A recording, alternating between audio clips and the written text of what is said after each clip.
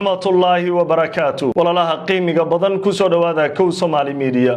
وكودا ذو القعد سنة كنا فرب ولا فرطني يتضبط تاريخ ذا هجرية ذا وهبين مسبتي حدا يسوق ليس وانا سديدي طبعا كبيش أفراد سنة كلا بكون لح يلا باتا قد بدو جوا وين برنامج كنا هبين معه وحا كمدا هجاميها دلك إيران مجتمع خميني أيا صاهل وحاونا هنجبات توس أدري مريكن كإسرائيل تلفزيون كدلك إيران أي أرنتا تبني الجزيرة أنا سو حجتي وأنا جرا كسو حجنا وأنا إذا لو داعي دون أيضا فاصل حالة دوايسية كان يسا ساعد بساعد كدميس قضبوا سوى كلام برنامج كانت كم غل دونت ينا وحا كمدا وحال سود داي مقال توسة أو لقدوا إذا ماذا دلك إيران أو كو أمريا مراكبتي مريس هرموز إن دق وقال نقدان هالكاسي وحن كلوا داعي دونا أمرك إذا ماذا إيران أي بحنا يان maraakiibtii oo qalqal uu ku dhacay hormus oo xiran dhanka kale madaxweynaha dalka Brazil Lula da Silva ayaa sheegay in adduunku uusan aqbali karin in maalin walba uu soo kaco iyadoo loo hanjabay Mareykanka ayuu ka hadlay kula wadaagi doona iyadoo faahfaahsan ugu dambeyn Britain waxaa la qaadayaa mooshin saxiix dadku ay saxiixayaan in Israa'iil cunaqabatayn la saaro waxaa dhici doonta codayn taariikhiya baarlamaanka Britain la hongeyn doono waxaana saxiixay 75 xildhibaan qodobkaas isagoo faahfaahsan iyo haddii arrintaasi ay hirgasho waxa ka dhalan karo ayaan idin hayaa adduunku waxaad moodaa in la isku soo jeestay indhihiina ay furmeen qodobada iyo kuwa kale ayaanu barnaamijka habeenimo Iran mujtamac Khamenei oo inta badan aan hadlin ayaa maanta la sheegay hadal isaga leeyahay in laga daayay TV-ga qaranka dalka Iran waxana soo xigatay Al Jazeera sida soo socoto waan kula wadaagi doonaa muuqaalka ayuu u hadlay hogaamiyaha Iran sida la soo tabiyay waxa uu leeyahay hogaamiyaha digniin culus oo ku socota Israa'iil iyo Mareykanka waxa uu yiri ciidankeena waxa ay diyaar u yihiin ciidanka badda Navy-geena in ay ka hortagaan ciidan walba oo cadawga u leeyahay oo isku daya in badaheena ay ku soo xadgudbaan iyo xeebaheena waxa uu sidoo kale sheegay guud ahaan ciidamada dalka Iran in ay ku jiraan heegan buuxo cadawgana waxaan u jibin doonaa buu yiri si daran oo taariikhdu ay xusuusan doonto ama ay xusi doonto jab weyn ayay la kulmi doonaan ka daran sidii hore hadalkan waxa uu ku soo aaday iyadoo in yar ka hor Iran ay ku dhawaaqday in la xiray marinka Hormuz loona diiday dhammaan maraakiibtii isticmaalaysay kadib markii ay Iran sheegtay inuu burburay heshiiskii kumeel gaarka ahaa ee lala galay Mareykanka kadib markii Mareykanku uu diiday in uu furo xeebaha ee dekedaha dalka Iran uu sheegay inuu xayiray haddaba aan kula wadaago hogaamiyaha Iran mujtamac Khamenei Ali Khamenei oo ka hadlay xaaladda taagan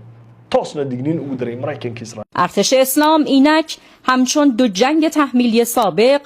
دلاورانه از آب و خاک و پرچمی که به آن تعلق دارد دفاع می کند و با تکیهگاه قوی الهی و مردمی خود و در صفوفی متراکم و مستحکم دوشادوش دیگر مجاهدان نیروهای مسلح با دو ارتش رأس جبهه کفر و استکبار پنجه در افکنده و ضعف و مذلت آنان را در انظار جهانیان نمایان ساخته است همانطور که پهپادهای آن صاعقه وار بر جانیان آمریکایی و صهیونی وارد می آید نیروی دریایی دلاورش آماده است nimankii Israa'iil ahaa ee xuquuq dhahay hadda waxa loo hayaa tootaati tooshiye niman dhaha oo Iiraaniyiin la dhaho Ali Khamenei sida Al Jazeera ay turjumayso wiilkiisa mujtamac Ali Khamenei hogaamiyaha Iran waxa uu leeyahay ciidankeena waxay diyaar u yihiin difaacaan xeebaheena iyo badaheena cadawgana ay kaga hortagaan isla markaana si daran ay u jibiyaan taa oo macnaheedu ay tahay in Iran ay markan si buuxda dagaal ugu diyaar garowday dagaalna ay u galayso xaaladda bariga dhexe rajadii saacadihii la soo dhaafay laga lahaa in ay nabad buuxda gaarto Trumpna uu laftirkiisa u dabaaldegayay dadka reer Iran ay soo dhaweeyeen ayaa hadda dib u noqotay 40 maalmood oo weerar lagu waday Iran waxa ku dhimatay kumanaan kun waxaana burbur uu gaaray guryo badan oo reer Iran kaabayaashii dhaqaalaha Iran burbur baa gaaray si la mid ah Israa'iil maalmahaas oo dhan dadka Yuhuudda waxa ay ku jireen godadka dhulka hoostiisa hadda hadday xiisadu sii xumaatana godadka dhulka hoostiisa lagu noqonayaa baa la leeyahay waqooyiga Israa'iil waa laga qaxayaa kumanaan ayaa iyagana ka dhimatay dhaawacna aad buu u badnaa Mareykanka ciidamo aad u badan ayaa looga dilay oo iyagu intay qirteen 12 askari ah boqolaalna la sheegay in looga dhaawacay saldhigyada Mareykanku ku leeyahay bariga dhexe iyadoo dhowr diyaaradood Mareykanku u leeyahayna la soo riday 40 maalmood tii ayaa hadda muuqata dib in loogu noqonayo waayahay saaxiibada qiimiga lahow aynu u gudubno qodobka xiga barnaamijka waxaa la soo daayay muuqaal toos ah ciidamada badda dalka Iran oo amar ku siinaya maraakiib isku dayay inay maraan Hormuz kadib markii Iran ay mamnuucday in wax markaba ay mari karaan maanta waxaan kula wadaagayaa muuqaalkan oo la baahiyay oo si weyn baraha bulshada iyo warbaahintu ay soo qaadatay ciidamada Navy-ga ama badda dalka Iran waxa ay toos ula hadleen una hageen markabkii maxaa dhex maray intaadan ku maqashinin balan ku dul maro waxa la hadlay markabkii meesha maray oo kamid ah maraakiib isku dayday inay maraan horta maanta meesha israsaasayn baa ka dhacday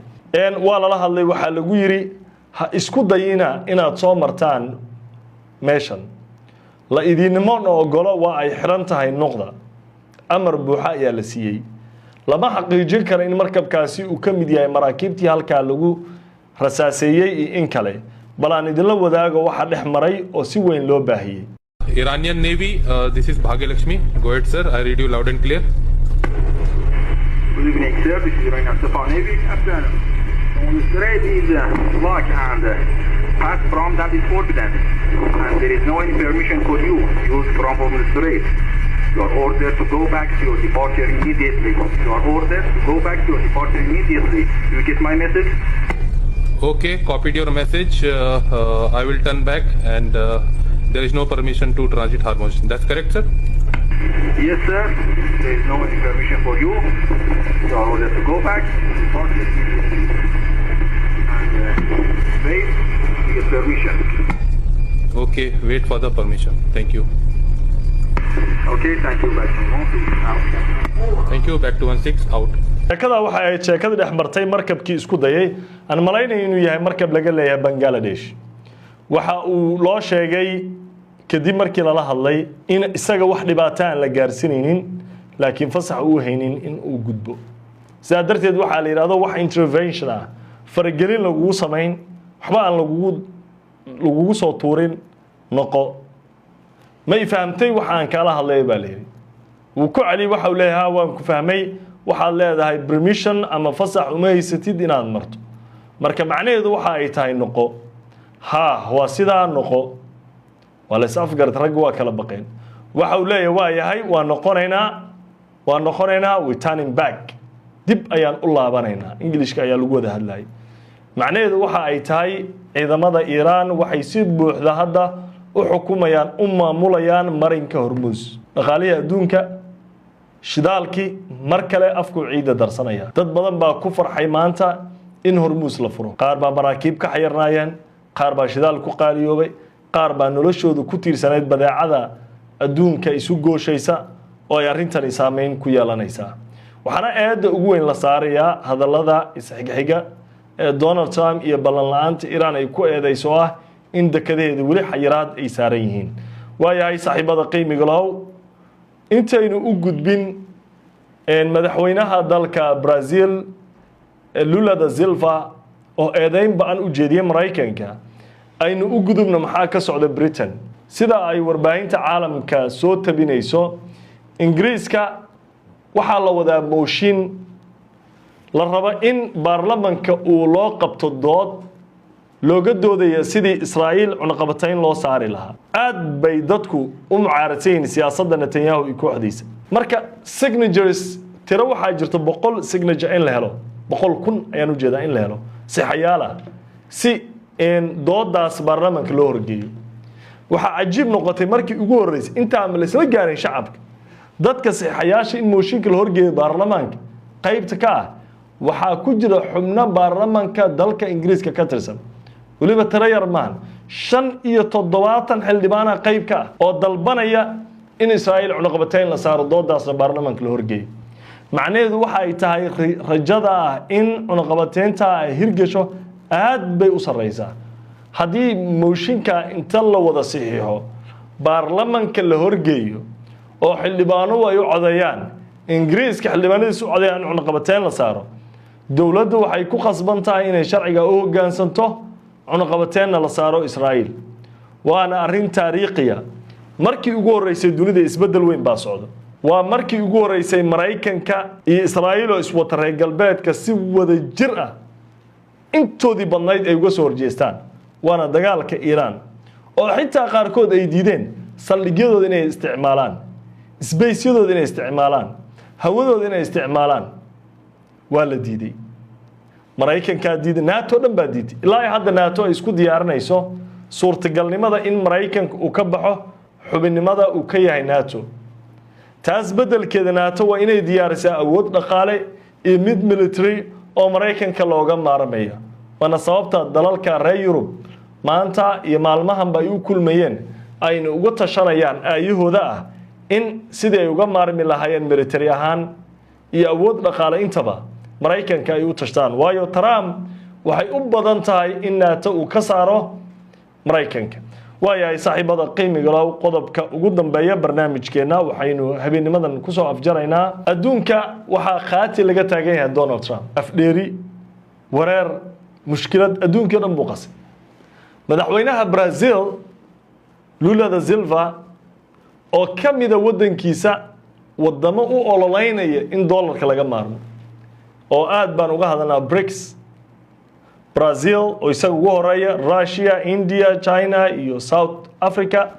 waxay isku diyaarinayaan de-dollarization waxa la dhaho ka maarmitaanka dollarka in dollarka wax lagu gato durbaba wadamo bilaabay hadda dollar ka tagay